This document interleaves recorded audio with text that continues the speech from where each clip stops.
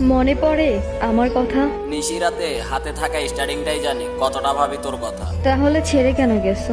আমার আড়ালে তোমার লাইফে অন্য কেউ প্রবেশ করেছে, তাই চলে যেতে বাধ্য হয়েছি। ও, পারলে না যুদ্ধ করে থাকতে? যেখানে তুই অন্য কারো হয়ে গেছিস সেখানে যুদ্ধটা করতাম কাকে নিয়ে? ও, তাহলে ভালোবাসার সময় চিন্তা করলে না কেন যে আমাদের লাস্টে বিচ্ছেদ হবে, পরিস্থিতির শিকার হতে হবে? জানা ছিল না পেশায় ড্রাইভার বলে তুই বেইমানি করবি, আর বিচ্ছেদটা তুই নিজেই ভালো থাকার জন্য আমাকে দিয়ে ঘটাতে বাধ্য করলি। আর পরিস্থিতিটা তো ছিল শুধুমাত্র আমায় ছেড়ে যাওয়ার একটা উদাহরণ। ছেড়ে গিয়ে এখন বেশ ভালো আছো, তাই না? ওই মহাসড়কে অশ্রুমাখা একটা নির্ঘুম রাত যদি তোর হাতে তুলে দিতে পারতাম তাহলে তুই বুঝতি কতটা ভালো আছি। তুমিও ছেড়ে গেছো, আমার পরিবার আমাকে বিয়ে দিয়ে দিছে।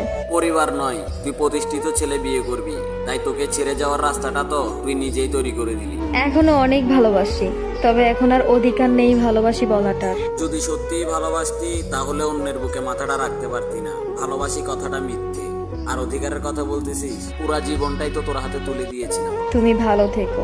ভালো থাকাটা কেড়ে নিয়ে এখন ভালো থাকার উপদেশ দিতেছস।